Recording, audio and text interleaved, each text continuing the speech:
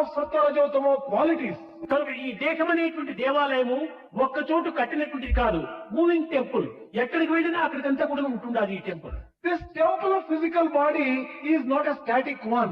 It is a moving temple. It goes కనుకనే from భగవంతుడు place మన వెంటనే జంటనే ఇంటనే కంటనే ఉంటున్నారనేటువంటి సత్యాన్ని మనం గుర్తించి వర్తించడానికి ప్రయత్నించాలి. to place. It is in this context we should recognize that God always is with us because He is inside us and we should మనమే conduct దైవ ourselves. స్వరూపము. We are the very embodiment of God. అంతవరకు మనం పోయినప్పుడే ఈ యొక్క యథార్థమైన పూర్ణత్వాన్ని మనం పొందగలము. Only when we go thus far, we can recognize the full divinity in us and can enjoy that distant divinity in ఆ ourselves. పూర్ణత్వాన్ని కూడా మనం గుర్తించగలము.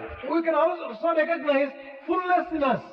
అంతవరకు పోలేకుండా కేవలం ఉండినటువంటి స్థానంలోనే ఉంటుండి చిట్టిబాబు చెప్పినట్టుగా ఎప్పుడు చూసినా doubting Thomas doubting Thomas doubting Thomas, అన్నింటి ఎందు డౌట్స్ డౌట్స్ డౌట్స్. ఈ డౌట్స్ ఉండినంత వరకు కూడా వారికి ఏమాత్రము శాంతి సుఖము లభించవు. Without making such progress, if we remain where we are and entertaining doubts endlessly, as Mr. Chittibabu has just said, well, how can we make any progress at all? We remain doubting Thomas. దైవము మనమే, మనమే దైవము అనేటువంటి ఒక సత్యాన్ని మనం విశ్వసించి ప్రతి కర్మలు ఎందుకును మనం ఏకత్వాన్ని భావించాలి. We should recognize the truth that we are God and God is we, and conduct ourselves in every action we have to prove that kind of feeling of దివ్యాత్మ faith. స్వరూపులారా, ముఖ్యము మనం అనేక విధమైనటువంటి యొక్క సాధనలు చేస్తున్నాము.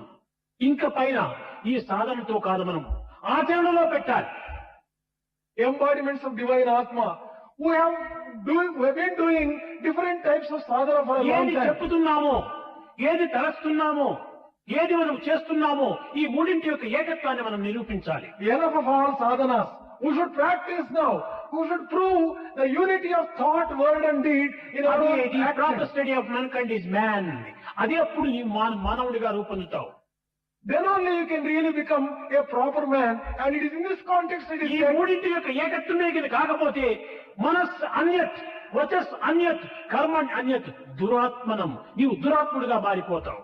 if you cannot unify your word, thought and deed and make them go in three different directions, you are a duratma and not a mahatma at all. అందుకోసమే హార్ట్, హెడ్, హ్యాండ్, ఇది 3HV.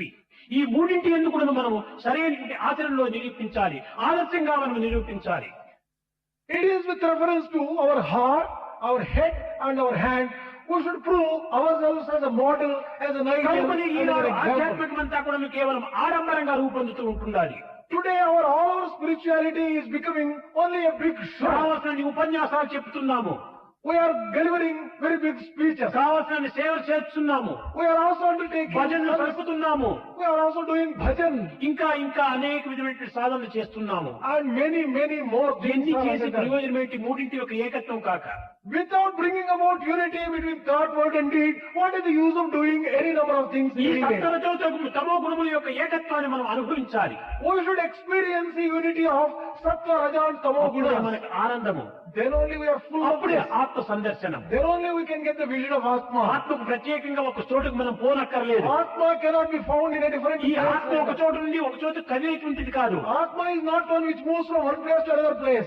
దైవం ఎక్కడి నుంచినో ఎక్కడికో వచ్చి దర్శనమిస్తాడని భావించరాదు. We should not consider God comes from one place to another place. to do సర్వత్రా darshan. ఉన్నటువంటి వాడికి ప్రయాణం చేయవలసిన అవసరమే ఉంటుండాలి. When God is all pervasive, where is the need for him to travel from one place? రాకపోకలు లేనటువంటి యొక్క శక్తి దైవత్వము. Divine power is one which does not have comings and goings. కనుకనే మనం ఆచరించినప్పుడు ఈ ఆనందానికి మనం అర్హులం అవుతాం. When we practice things properly, we become entitled for ఈ experiencing the bliss. ఐకమత్యం కావాలి. There is need for unity. ఏకత్వంలో మన ఆనందం ఇవిడి ఉంటుండాలి.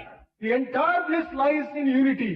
ఐకమత్యమే సుఖము, అందరి క్షేమంబు, ఎంత కార్యమైన నెగ్గవచ్చు.